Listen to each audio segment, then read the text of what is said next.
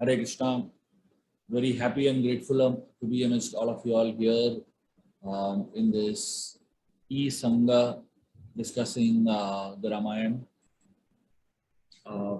Very grateful to Ramchandra Prabhu for having invited me here very kindly. And usually when he invites me, I can't say no. So I usually end up saying yes.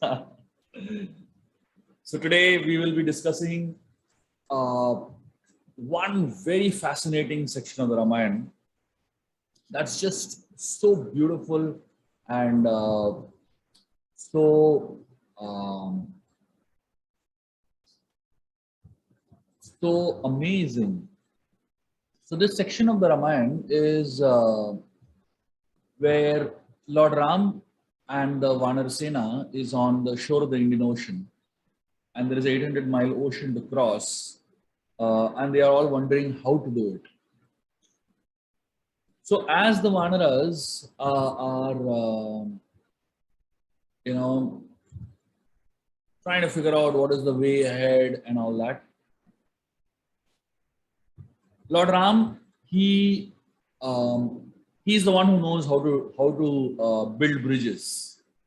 When I'm talking about building bridges, it's building bridges between people, building bridges between as differences of opinions, differences in behaviors, differences in feelings. Of course, building the bridge across the ocean also. So Lord Ram asks Lakshman and Vibhishan, what is your opinion? How should we cross the ocean? Now, when Ram asks both these people for their opinions, Vibhishan and Lakshman give two opposite opinions. Vibhishan says that we should sit here and first appease the ocean god, pray to the ocean god and get his blessings so that we can, cross the ocean. Lakshman says, forget praying and all that. This is not the time to pray. You have to fight. Dry up the ocean. Use the power of your bow and arrow and dry up the ocean. So Vibhishan is talking about Daivavad. That means using the power of prayers and which is technically the non-violent way and a very Brahmanical way of approaching a problem. And Lakshman is talking about Purushartha. He's talking about, work is worship. You can't do things just like that by praying and all. Don't expect miracles to happen. You put your effort. Interestingly, so basically Vibhishan believes in peace and Lakshman believes in action. Now, Lakshman also said that we can't just wait here for the ocean god to come and help us. Only the weak people stand and wait. You are not weak. Shoot your arrows and dry up the ocean. Interestingly, Vibhishan and Lakshman are poles apart. Lakshman is Ram's younger brother, and Vibhishan is the enemy's younger brother. Ravan's younger brother, isn't it? Now, Lakshman is symbolic of love for his brother, whereas Vibhishan has absolutely no love for his brother. And he's just left his brother and come back, right? He has abandoned his brother and come. Lakshman is representing Purusharthavad here, and Vibhishan is representing Daivavad here. Now Ram has to not only cross an 800-mile long ocean, but he has also to cross the ocean of the vast difference between two people. Typically, we all end up having such things. Interestingly, Ram does something amazing, which is what I call as building bridges between people. So he looks at both and he tells them, I will do what both of you all have said. So he says, I will first do what Vibhishan says, for 3 days. And after 3 days, if I don't get the result that I want, then I'll do what Lakshman says on the fourth day.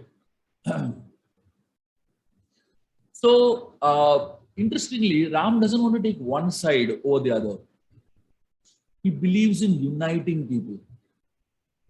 Typically most of us, when we look at the way we function, most of us we become unconsciously expert in dividing people. We become unconsciously expert in taking sides, choosing one over the other. Because in our minds, our mind is ingrained towards the thinking of friend enemy. This is what Prahlad Maharaj tells Hiranyakashipu, isn't it? The whole teaching of Shanda Marga in the school, international school of creating demons, basically. Yeah. So the whole teaching of that school is to differentiate between friend and enemy. So in our mind, most of us are oriented towards any kind of modern education system, any kind of education system that is teaching us competitive mentality. It is simply teaching us this: friend, enemy. I choose this side, I don't choose this side. So most of us are naturally inclined towards one opinion. But people like Ram, they are not choosing one over the other, they prefer to unite everyone. It's not this or that, this and that. And that's what building bridges is all about. So he can find the essence of unity even when there is differences. What is the common theme between Vibhishan and Ram and Lakshman? Ram found the common theme between Vibhishan and Lakshman. The common theme between the two of them is that both of them love him. That's the common theme. The difference of opinion is secondary. So Ram doesn't focus on that. He focuses on the fact that both of them have affection and love towards him. Even if they give different opinions, their common purpose is to cross the ocean. When Vibhishan hears Lakshman's words, he becomes crestfallen actually. He feels a little dejected. You know why? Because he's thinking, why will Ram hear my suggestion over Lakshman's suggestion? Because I am the brother of an enemy. I am a stranger to Ram now. I've just come and joined them. I mean, I have not even proved myself to them. Vibhishan is thinking, why will Ram take my opinion seriously? But Ram says, yes, Vibhishan, we will do what you say. And Vibhishan becomes ecstatic when he hears that. At the same time, Ram keeps Lakshman also happy through his body language. He smiles at Lakshman and says, yes, Lakshman, we will have to use your method also. And thus, he tries Vibhishan's suggestion for 3 days. And then he tries Lakshman's suggestion for 3 days, after 3 days. So that everyone gets an equal weightage and everyone gets, their particular way of looking at the problem solved or rather dealt with.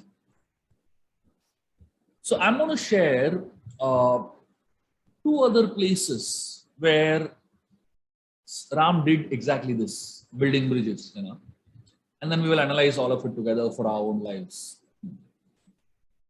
When Vibhishan comes to, just before this episode, I'm just going a little before this episode, when Vibhishan just comes from Lanka, when Vibhishan comes, he appears in the skyways, and the Vanara army is right there, and when the entire Vanara army is looking at Vibhishan,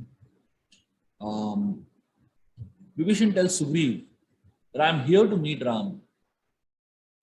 Now, Sugriv is very, very doubtful by nature, and Sugriv doesn't want to allow Vibhishan to go and meet Ram. He says, in fact, Sugriv, he tells, he acts very diplomatic, bureaucratic almost, Sugriv tells Vibhishan, I'm sorry, Ram is very busy, you can't meet him now. Typical secretaries, how they behave. So Vibhishan tells him something amazing. Vibhishan tells him, see, I'm a demon. Right now, I have developed desire to surrender to Ram. Please allow me to surrender right now because otherwise my mind might change after some time. It's very interesting how Vibhishan puts it, isn't it? Yeah. All of our minds are like that only. We are all demons, basically. Suddenly we develop a desire one day, I want to give charity.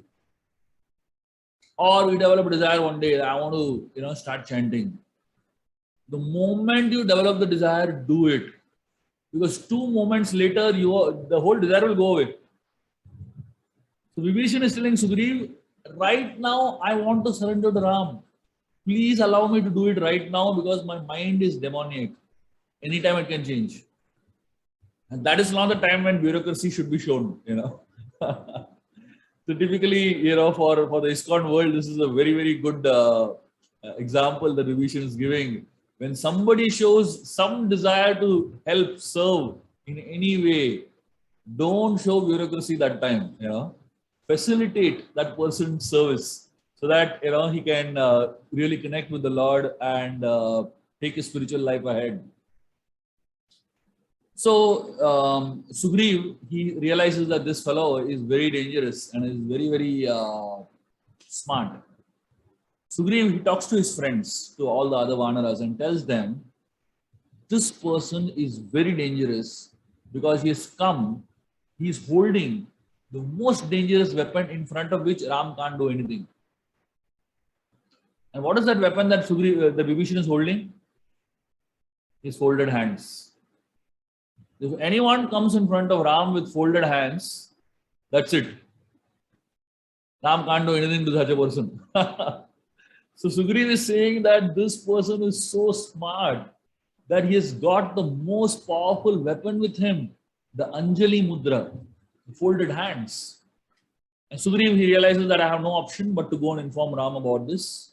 And he does go and tell Ram that, the enemy's brother has come. That is how he introduces Vibhishan.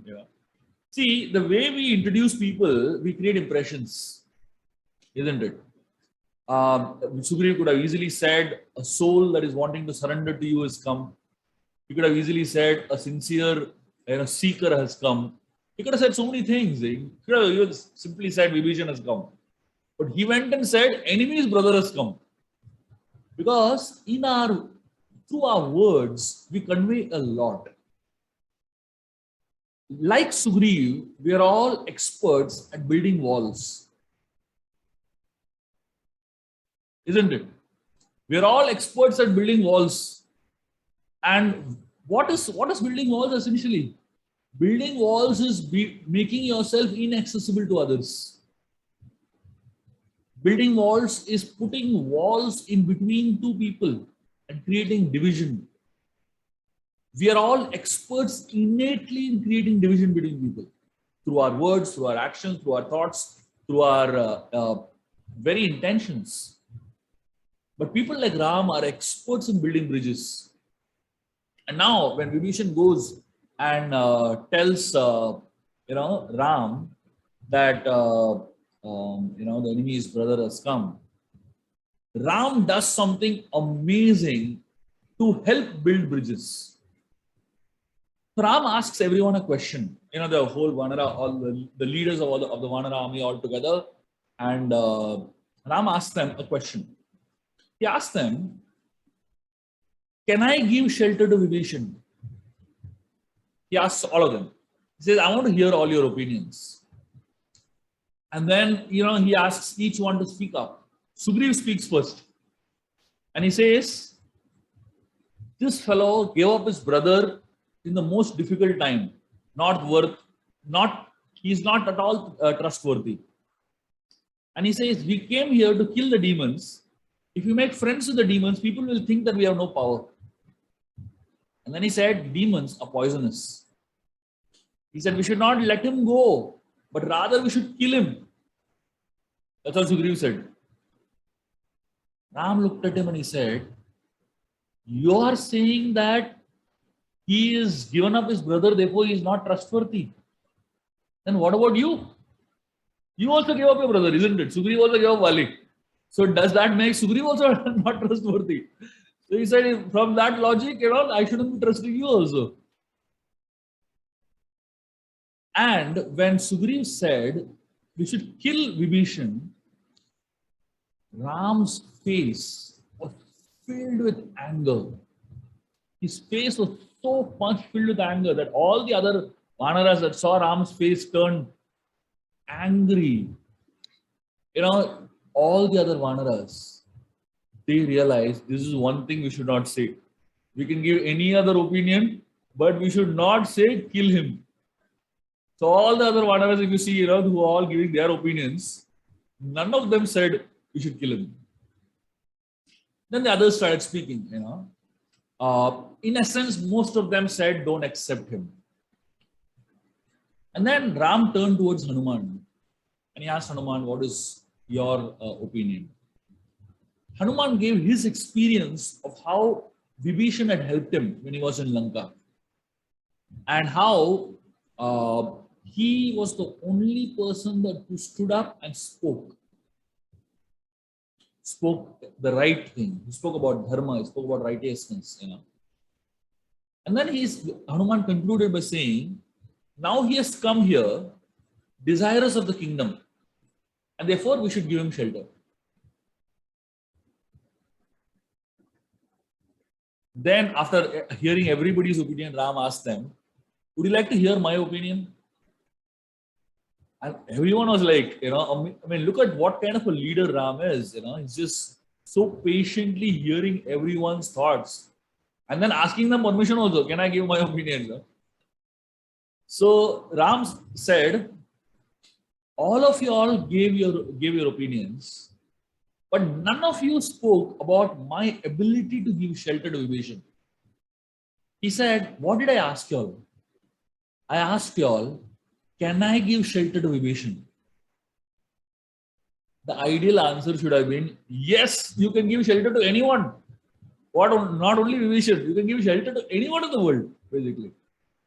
So Ram says, I am from the dynasty of Shivi Maharaj, who gave his life for a pigeon.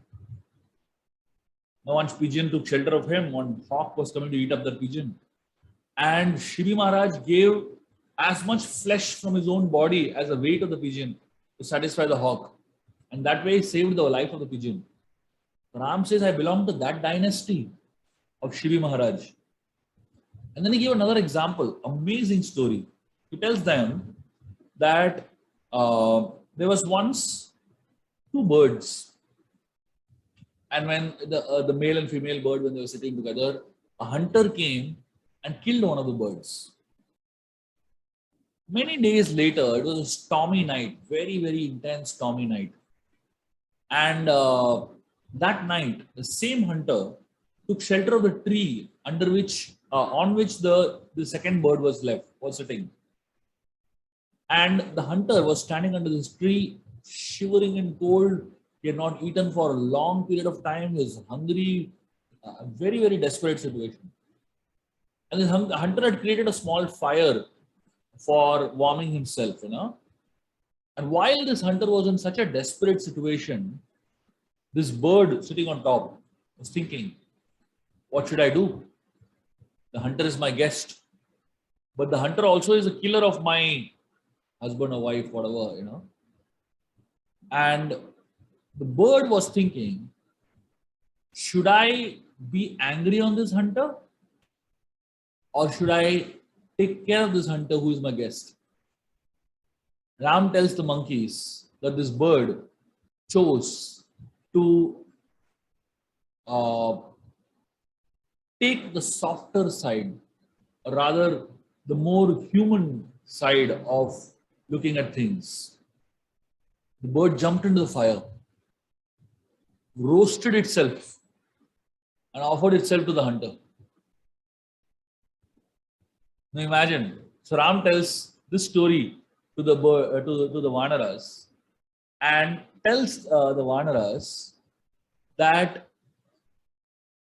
if a bird can be so sensitive towards someone who has come to take shelter of the tree under which it is standing, how much more sensitive should I be if somebody is coming and taking shelter of me? And the point over here is that Ram is looking absolutely from the point of how we can unite all these opinions together and look at it from a higher perspective. Ram tells Sugriv, so Sugriv is right. He's right in what sense? He's right in the sense that Sugriv loves Ram and he's trying to protect Ram. But in the process of trying to protect Ram, he's trying to destroy Vibhishan. He's trying to push away Vibhishan. But Ram, the way he's looking at it is that if anybody comes to me, I need to give shelter. Ram tells the monkeys, if Sakradeva prapannoyam tavasmiti yachate, abhyam sarvada tasmai, dadami itam vratam mama, he says. He says, Sakradeva prapannoyam. He says, if anyone comes to me and tells just once, I am yours. Ram says, I can never give up that person. What a great hope-giving story is this, isn't it? All we have to do is just go to Ram and tell, I am yours. That's all. That's all Ram expects. Just walk up to him and say, I am yours. So Ram tells Sugriv, go and get Vibhishan. Of course, Ram also tells Hanumanji, my dear Hanuman, you have created the right impression of Vibhishan in my mind, but let me tell you that Vibhishan has not come here for the kingdom. He has not come here aspiring for the kingdom. This actually is Vaishnava Prad. If you think that a Vaishnava has come to God aspiring for wealth, that's actually offense against the devotee.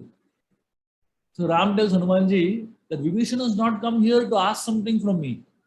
He has come here to offer his service to me, offer surrender to me. And then he tells Sugriv, go and get Vibhishan.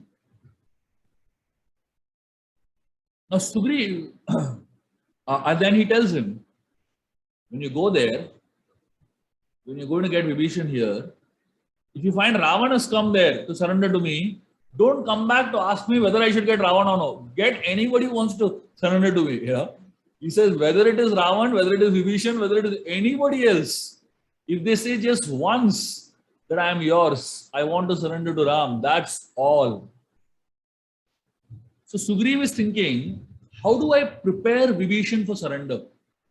Should I ask him to go and have a bath in Ganga and come? Should I ask him to have a bath in the ocean and come? Ram tells him, ideally, I should have gone to Lanka to accept his surrender. But I am thinking why I gave him so much trouble to come all the way here to surrender. He said, I should have actually gone all the way. Ram tells him, forget preparation and all that. The greatest preparation is the desire that Vibhishan wants to surrender. That's all. You don't need to have a bath in the Ganga. You don't need to purify yourself. The very desire to surrender is the purification. And Ram tells him, get him here. And Vibhishan comes to Lord Ram. He offers his obeisances to Lord Ram. And Vibhishan, when he comes, he has just lost his kula. He has lost his dynasty. He has lost his family. He has lost his wealth. He has lost everything that he had in his possession. Vibhishan, when Vibhishan gets up, Ram, the first thing Ram tells him is just amazing. He tells him, you are a part of my family. And he introduces Vibhishan as, he says, you are my fifth brother. So essentially, there is no loss in giving up Ravan Kula. If you belong to the dynasty of Ravan, no harm in giving it up. You get a better family over here, you know. So Ram instantly coronates Vibhishan as the king of Lanka. It's almost like giving a post-dated check. The war is not even fought here. They have not even crossed the ocean, but he's already coronated as the king of Lanka. And uh, the Vanaras are surprised when they see Ram coronating Vibhishan as the king of Lanka. The Vanaras ask Ram, "My dear Lord, what if Ravan comes? You already made him as a king of Lanka. What will you give Ravan?" Ram says, "If Ravan surrenders to me, I'll give him Ayodhya to rule." And then the monkeys say, "What about Bharat? You already given him Ayodhya." So Ram says, "I'll give him Vaikunta to rule." And then the monkeys ask, "What about you?" Ram says, "I will travel to all these three places and serve all three of them." Now imagine what a personality this is. What an amazing person this is, who is trying somehow to get people together. No matter if a person is your enemy or your enemy's brother. See, all of us, we carry a lot of grudge in our hearts. We carry a lot of ill feelings in our hearts. And it lasts for a lifetime. If somebody does something wrong to us, we are not able to forgive it. It lasts for years and years and years. And we're just not able to overcome it at all. Why? Because when we build walls, very difficult to break those walls for us. Let me tell you a real life story of how we build walls. In India, there is a place known as Kashi. Kashi is a very holy place. And it is explained that if anyone dies in Kashi, they go to the spiritual world. Because Lord Shiva personally comes and whispers Ram Nam in the ears of the person who dies in Kashi. So a lot of people in India, they plan their death in Kashi. I'm sure you must have heard of financial planning, you must have heard of career planning and all those plannings, right? But have you ever heard of death planning? Oh, Indians are experts in it. So many people, they plan their death in such a way that they can die in Kashi. So there is a guest house in Kashi known as Kashi Labha Mukti Bhavan. And this guest house is meant for all those people who want to come and die in Kashi. And the guest house gives you 2 weeks time to die. If you don't die in 2 weeks, you have to check out. You can come and try again after some time. But within 2 weeks, you have to die, basically. And imagine, Indians are so experts. They know that within 2 weeks, they're going to die, and then they go and check into the guest house. And there's one guy who's a guest house manager who has seen 20,000 deaths in front of his own eyes in his guest house. 20,000 deaths. And this man, he has an amazing realization seeing all those deaths that have happened right in front of his eyes. Like he talks about one man who checked into the guest house about 13 days before. And after 13 days, on the 13th day, he calls his guest house manager and tells him, "Can you please call my brother?" So the guest house manager calls his brother. The brother comes rushing. And when the brother comes, this man tells his brother, "I'm sorry." He tells him, "I'm sorry." 25 years, these two brothers have not spoken to each other. 25 years. 25 years back, they had a quarrel, some kind of a petty fight. And they built a wall between the house, separated the house into two parts. 25 years, they have not looked at each other, spoken to each other. One day before he died, he called his brother and he said, "I'm sorry." He said, "Break that wall." Next day, he died. So this guest house manager says, 25 years, this man was carrying the burden in his heart. And one day before he dies, he decided to drop the burden and go ahead, without carrying the grudge and the burden. A lot of us are like this man. We are very good at building walls between people. But from Lord Ram, we can learn how to build bridges. Rather than dividing people, we have to learn how to unite people.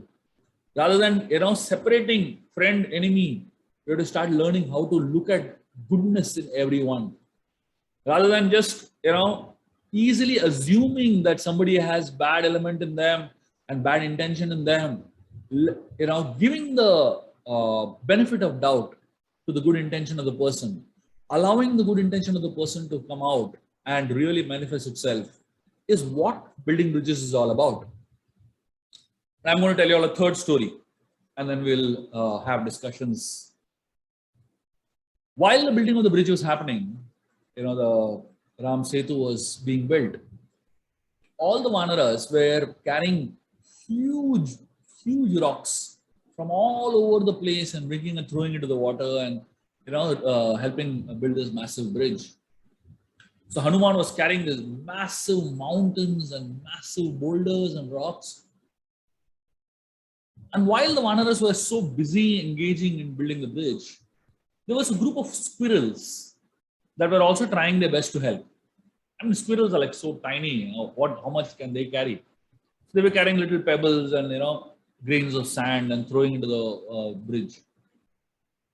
And unfortunately, every time Hanuman came back with these massive rocks, these squirrels will come on his way, and somehow he had to just avoid stamping on them and, causing them so much harm. And he always felt that these squirrels are a disturbance. He told the squirrels, just get out of my way. What are you doing? And somehow Lord Ram saw that. So Ram called Hanumanji. And he asked Hanuman a very interesting question. He asked Hanuman, why are we building this bridge? Hanuman, he thought about it. He said, so that we can go and kill Ravan. Ram says that, if I want to kill Ravan, I am sitting in his heart as Paramatma. I can just switch off his heart. He'll die. Why do we need to build a bridge? Then Hanuman is thinking, and Hanuman says, we are building the bridge so that the entire army can cross the ocean. Ram says, if I want, I can dry up the ocean. You can just walk across. One arrow, that's all it takes to dry up the ocean. So then Hanuman gets bewildered. He asks Ram, my dear Lord, you only tell me why we are building the bridge then. Ram, he tells him, the reason we're building the bridge is to engage you. To engage you in seva. And he says, just like you need service, the squirrels also need service. Your service may be massive. You may be doing a huge amount of service. But the squirrels are doing a small amount of service. But there's no difference in both of your intentions to serve. The intention to serve in both of you is exactly the same.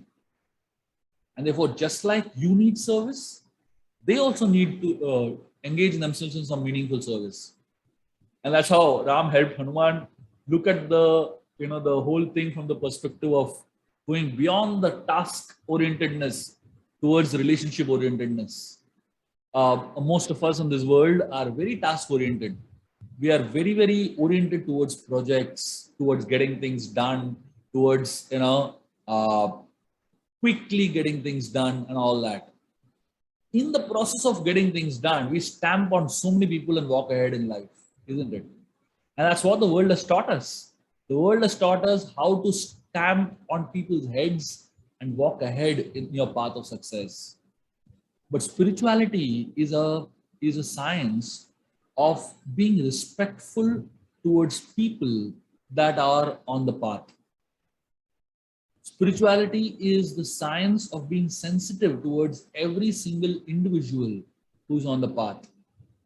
A lot of times we are externally very peaceful, but internally very disturbed. So internally our heart is at war. Spirituality is a science of internally being peaceful, which is when we can respect everyone, their feelings, their opinions, their existence itself. If we don't look at people with internal peace in your heart, you won't be able to look at them at all. What is the meaning of Pandita Samadarshina? Vidya Vinaya Sampanne Brahmane Gaviyastine Sunicheva Subhakesha Pandita Samadarshina. That Pandita Samadarshina simply means that you learn to value people around you. Unfortunately, we theoretically know the Pandita Samudrashina thing, we know the sloka by heart probably, but do we know what it really means? When we look at people and just take them for granted, when we look at people and just don't care for them, we may theoretically know the Pandita Samudrashina shloka by heart, but we're not living by it. These three stories that we spoke about actually shows this verse in live action. The Lord as a Paramatma within the heart not only looks at everyone equally, but also teaches us how to treat everyone equally, how to value everyone equally, how to understand the feelings of everyone equally. And that's when we will be building bridges and not building walls. Thank you very much. Hare Krishna. Thank you, Prabhuji. It was a beautiful talk. So many important messages in that. And I'm anticipating pretty engaging discussion on the question answers. So devotees like to request that please prepare your questions, post it on the chat, or raise hand so we can take in the orderly manner. And so in the meantime, I'll just take a few minutes to, or rather just 1 minute, to announce some of the programs we do at ISKCON of Bergen.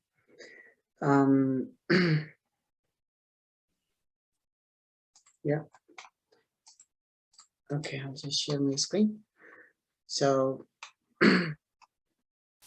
the first thing is those who attended the Gaur Purnima, they can all see the beautiful pictures of celebration on the website iskonofbergen.org, and nice program was done last week, and thanks for participating.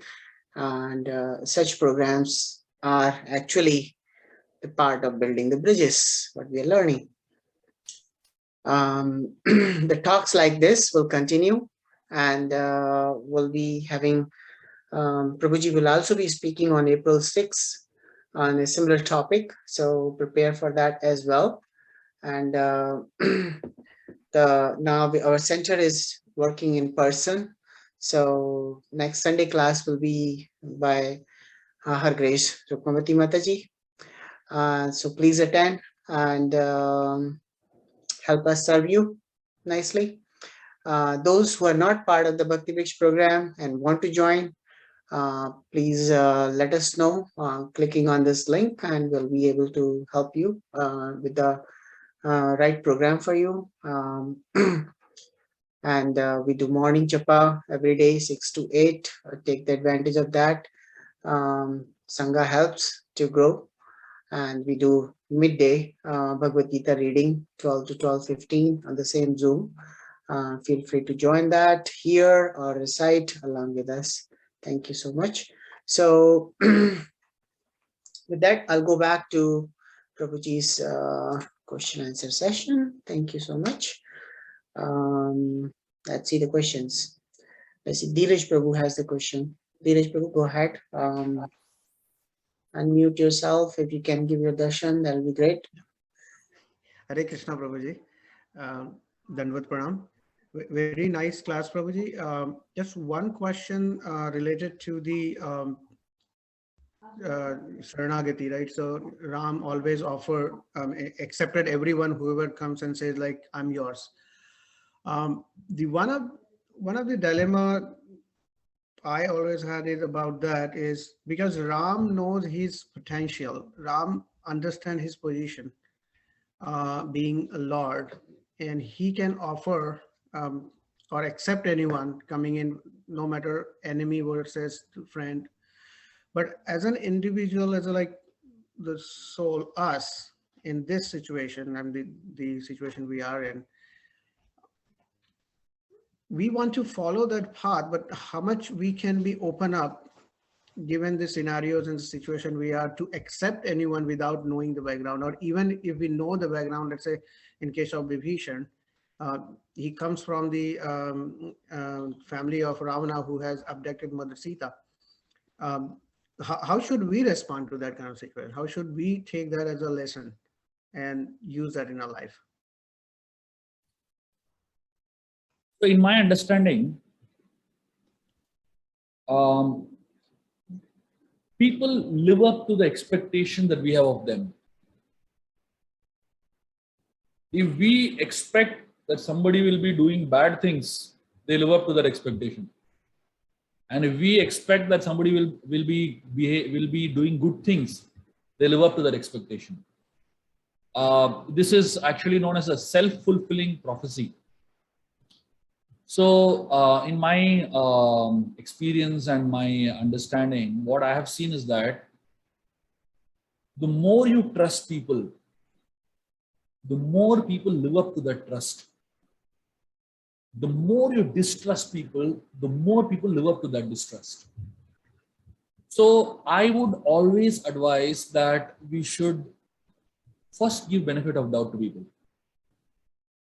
That means the foundation of the way you look at people should be that of trust. And then if you find some reason to doubt, you can doubt. Unfortunately, the way the modern education system works and the way today's society works is that it helps us start with the foundation of distrust, the foundation of doubt. And then over a period of time, people should build up their trust in us. That is the way we function. What I would always recommend is that let us do exactly the opposite. Let us start with the foundation of trust. And then over a period of time, we can conclude if a person is not worth trusting. Right? And usually, in my experience of life, people live up to that trust. You will be pleasantly surprised. Yeah? No matter how much you hear about the horrors of this world, and no matter how much you hear about how bad the material world is, it is amazing when you look at people with confidence and trust, they actually live up to it. I hope that helps. It does, Prabhuji. Thank you. Thank you, Dinesh Prabhu. That's actually very, very important question what he asked, and Prabhuji answered it so nicely. I also had the similar kind of question that it's very hard to differentiate the people that whether it's trustworthy or not. And if you give the trust right in the beginning, maybe might cause a lot of harm to repair back. But giving a chance is, I think, a better strategy, probably, as you suggested. Thank you so much, Prabhu. We have another question, Shraddha Mataji. Please go ahead. Hare Krishna Prabhu, thank you so much for such a wonderful talk. These pastimes, I'm sure we all have heard before so many times, but this perspective of listening to these leelas from building the bridge was really, really novel. So thank you so very much for enlightening us on this. I don't have a question, but I have a realization to share.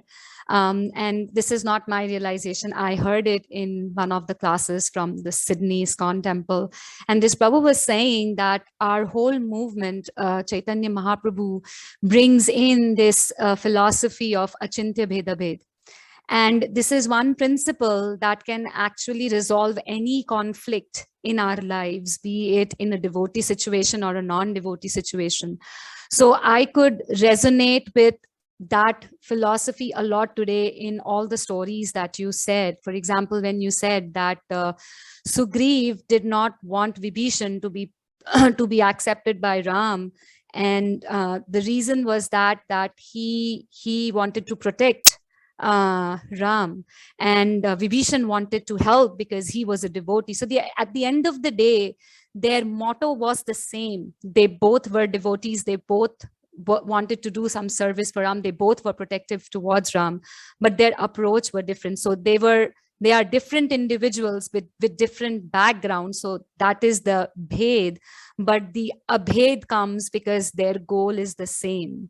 So all the three stories that you narrated, it just kind of reaffirmed that whole philosophy that yes, achintya bheda bhed can reconcile every conflict, and not only in devotee situation, but even in our in corporate worlds, like different teams may come with different ideas for towards a particular project, but at the end of the day, the end goal is for the benefit of the corporation or whatever. So I was just reflecting back on that, and it's such a beautiful principle that Chaitanya Mahaprabhu Prabhu has given us, and we can all work on. As you said, application is one thing that we require in our lives. We read a lot of shastras, but we have to come to a stage where we learn to apply. So thank you so much for reinforcing the points, Prabhu. Thank you so much. Hare Krishna. Thank you, Shubha Mataji, for giving your opinion. Hare Krishna. Devotees, you can ask, put the question on the chat room or raise the hand. I'll take a question from the chat room. The devotee is asking that the devotee is asking a question that how do we forgive someone who has hurted us knowingly with all the demonic qualities? It's very hard to build bridge with that person.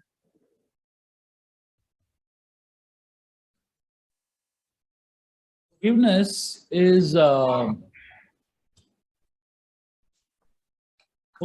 not meant for the other person, but it is meant for yourself. When we forgive someone, it's not that you're actually helping the other person, you're helping yourself. Because carrying a grudge, carrying anger towards someone, the person you're hurting the most is yourself. When you learn to forgive and let go, the greatest benefit is personal, always. So if you are interested in yourself, you will do it. And most people, when they think about forgiveness, they think that they're doing a favor to somebody else. But actually, that's not how it is. There's a very beautiful verse that actually talks about the idea of forgiveness in such an amazing way. And it also talks about how important it is to learn to forgive. It says, Narasya avaranam rupam, rupasya avaranam gunam, gunasya avaranam jnanam, jnanasya avaranam shama. It says, Narasya avaranam rupam means of human beings, the topmost or the most best human beings is the one who is most beautiful, Rupa.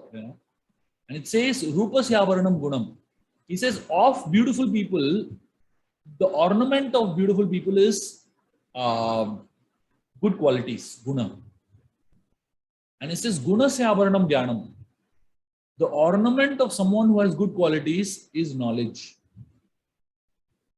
And then it says, Jnanasya avaranam shama. Of knowledgeable people, the greatest ornament is the ability to forgive.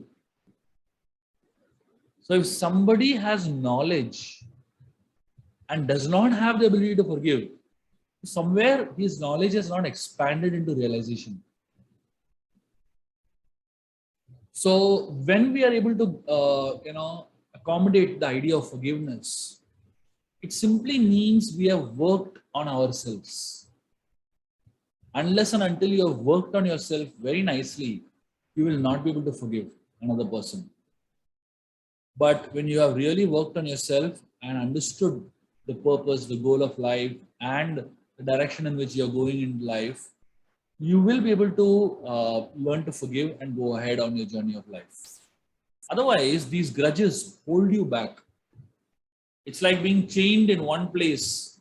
You want to go ahead, you want to walk ahead, but the chain keeps pulling you back. Forgiveness is like letting go and going ahead on the journey of your life. I hope that helps. Thank you so much, Prabhu. I'll let you know the reaction of the requesting devotee. The cross question is out there. When you are forgiving, obviously, as you described, that's definitely correct. But if the other party is taking a misuse and continue the misuse, or rather like hurting the person again and again, then how person should be dealing with it? I mean, you forgive it, but the other person doesn't forget that he should be nice. See, when it comes to exploitation, there is no question of keeping quiet. If somebody is trying to exploit you, there's no question of keeping quiet. I would never ever recommend anyone to tolerate exploitation and just suffer it. That is not at all something advisable. That is not at all something that should be done. Everything should be within the restraint of respect. So any relationship when there is lack of respect is not worth keeping. But at the same time, giving people chances is important, because not everyone learns with one chance. People do make a couple of mistakes sometimes, and then they learn eventually. So that much patience you should have. You can't expect miracles to happen overnight. Somebody who's had a certain nature to transform overnight. So that patience is needed. But at the same time, you should be careful if somebody is taking advantage of your softness, and exploiting you. As I said, exploitation is something that we totally disagree and totally not allow, no matter who it is, whether it is a closest friend, closest relative, husband, wife, children, anyone. Exploitation is not to be allowed. But at the same time, there is scope for weakness. If somebody is weak and is making mistakes due to that weakness, I think we should show compassion. Like, a small child is doesn't know how to control his bowel movements, and he keeps doing passing stool here and there, I mean, obviously you get angry and upset, but you also understand that the child is helpless. It's weak. It's not able to handle things, So we give it that space and time for it to learn. A couple of years it takes for the child to learn. And then eventually the child ends up learning. And even after the child learns, it does make mistakes here and there a few times. Similarly, human beings do make mistakes and do, slip. Giving chances to people to grow is very, very important. But at the same time, if you see that somebody is not making mistakes, but is doing something intentional, then it goes into the zone of exploitation, and then we don't tolerate. So that sensitivity and intelligence you must have to differentiate between the two. Yeah. Thank you so much, Prabhu. Ramchandra Prabhu, please go ahead. Hare Krishna, Prabhuji. So my question is around the verse Vidya Vinaya Sampanne Brahmane Gavi Hastini. So to see a learned Brahmana, cow, elephant, dog, and a dog eater equally. But before that, the verse also says a humble sage with the virtue of true knowledge. So how to develop that humility and have that, seeing the knowledge kicking in, because that's generally we say that, we should be equal, but the humility is missing. We're not a learned sage. We're not at that platform of true knowledge. So practical, some examples of how to be able to get to that point where we are at least trying to be conscious and not discriminating with each other. Yeah. Humility is natural when you see divinity everywhere. So arrogance is when you see your greatness. The opposite of arrogance is humility, is when you see greatness of God everywhere around you. If you look at the 10th chapter of the Gita, where Krishna speaks about so many things where you can see him, his presence, you look at people around you. Krishna actually says, Yadyad vibhuti mat sattvam shrimad urjitam evava. He says, wherever you see any sort of greatness, that's a spark of my splendor. So humility is being able to recognize that greatness all around you. It may be within you also, but it is all around you also.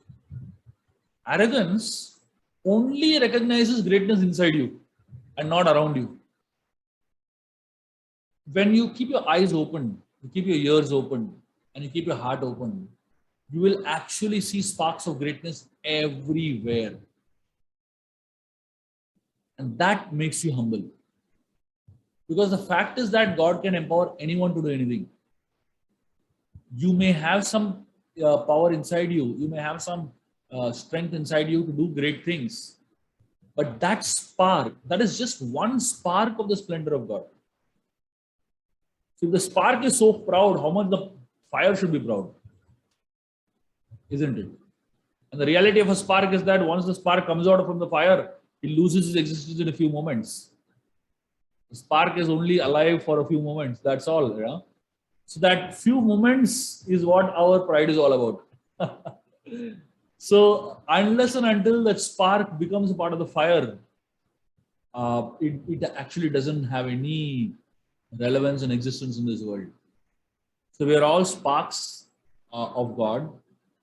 And that spark is great as long as the spark is connected to the fire.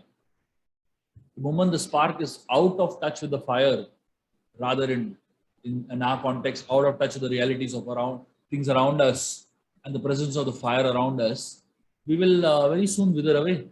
We will very soon not be existing. Humility is all about that, in my understanding, you know.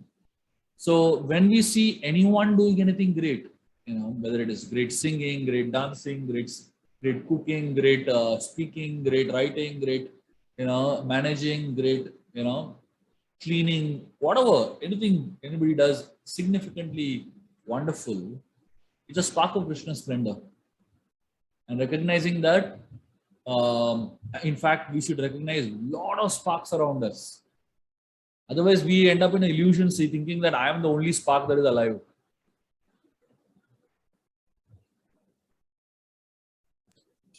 Thank you. Going to Vibhishan's Vibhishan, it is so amazing that Vibhishan gave up his own brother, who was so powerful, and not knowing. I mean, here is the monkey army coming through, but he took the side of what was righteousness. Sometimes people misunderstand or give wrong interpretation about Vibhishan. That, you know, how could he have given up his own brother, although he was wrong. But it's to take the side of, you know, what is right is important. But then also the person would tell that, you know, this whole war was started by, you know, if Lakshman had not chopped off Surpanaka's nose, and, you know, so this is all political and just stay out of it. So Vibhishan should have just stayed out of it, you know, not be here, not be there, just like Vidura just left and come back after the war is over. So these are wrong interpretations. But we see time and time again, may it be Mahabharata or Ramayana, to rather than not take a side or be neutral, it's better to take the, you know, where the righteousness is, isn't it? Where Krishna is, where Ram is, where the devotees are. Yeah.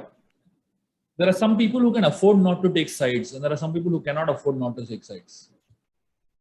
So people like Vidura could afford to not take sides. Balramji could afford to not take sides. But in most of our cases, we have to take a stance, especially those who are leaders. They have to take a stance. Also, this whole idea of brother, you know, it depends on how you look at it. Who is your brother? It depends on how you look at it. You know? So if you look at it from a material, bodily, biological perspective, Ravan is a brother. But if you look at it from a spiritual perspective, then Hanuman is Vibhishan's brother. So Vibhishan, you know, when Hanuman came into Lanka, till Hanuman came into Lanka, Vibhishan's thought process was, I have to be loyal to my brother. I have to be loyal to my family. I have to be loyal to my country. I have to be loyal to my Kula.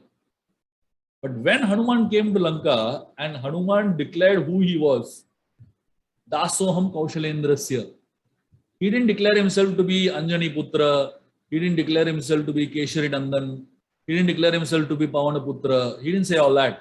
He said Dasoham Kaushalendrasya. He asserted his spiritual identity.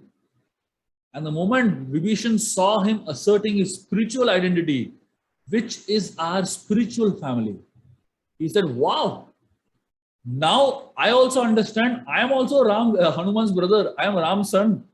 I am not only Ravan's brother, I am also Hanuman's brother.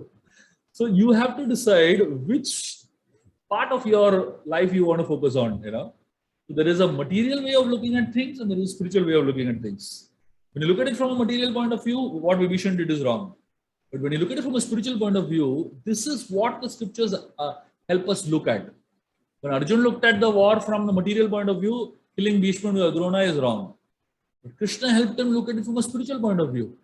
And from a spiritual point of view, not killing them is wrong.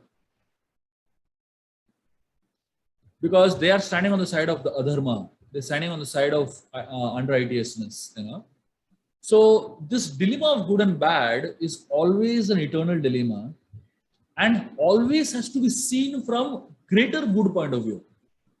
So if you want to know how to resolve a dilemma between good and bad, you also have to always think what decision of mine will lead to a greater good. Apparently, the Pandavas choosing a war led to a lot of destruction at that point. But it led to a greater good for decades and centuries to come, right? Similarly, Vibhishan switching sides led to some loss at that point for Ravan and Lanka. But it led to a greater good for centuries to come later. That is a greater question and a more relevant question in decision making like this. Thank you, Prabhuji.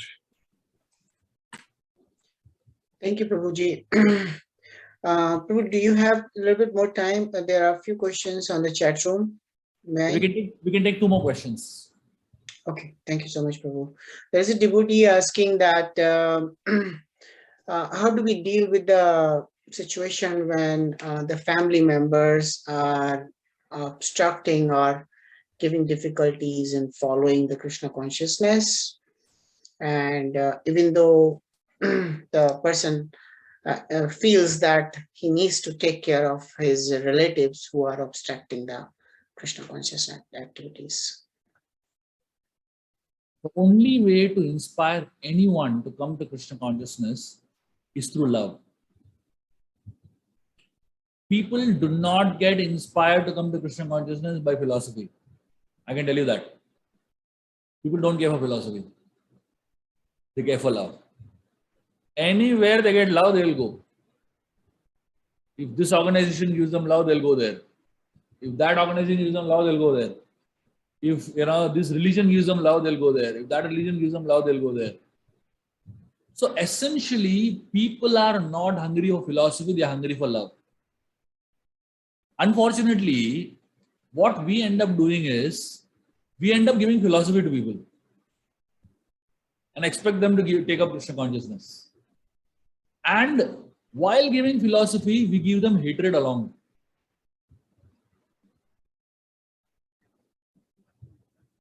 We tell them, if you don't take up Krishna consciousness, then you're a pig. If you don't take up Krishna consciousness, then you're a demon. What is the difference between you and all the animals in the street? Come on, what are we giving them? You're giving them philosophy on one hand and giving them hatred on the other hand. It's not palatable. Philosophy becomes only palatable when it is served on the plate of love.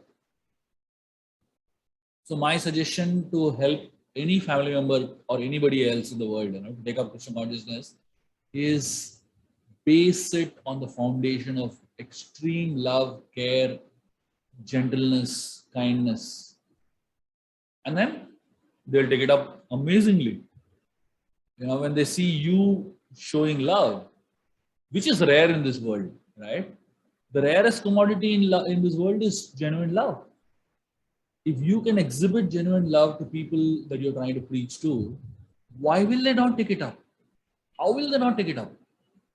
There's no way people can resist love. There's no way. Yes, they can resist hatred a lot. They can resist, your philosophical exhibition of arrogance a lot. They can resist, being pushed a lot. but they can't resist love. When Prabhupada came to the West, he didn't give people philosophy, he gave people love. And then philosophy made sense to them because love made sense to them.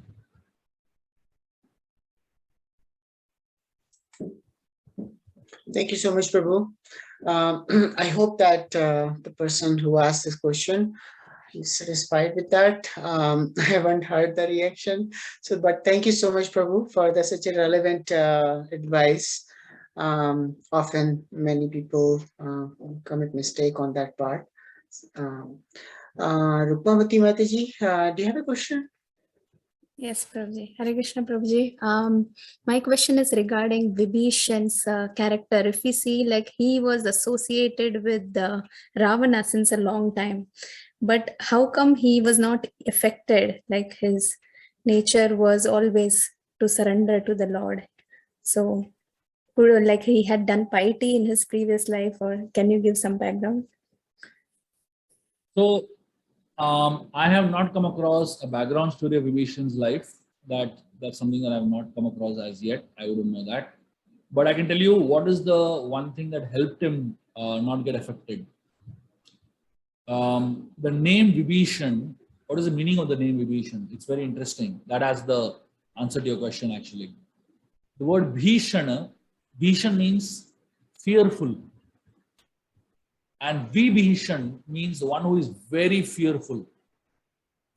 So now, technically, if you see, Vibhishan is not at all fearful to look at, he's a gentle soul, Why is his name like this, Vibhishan?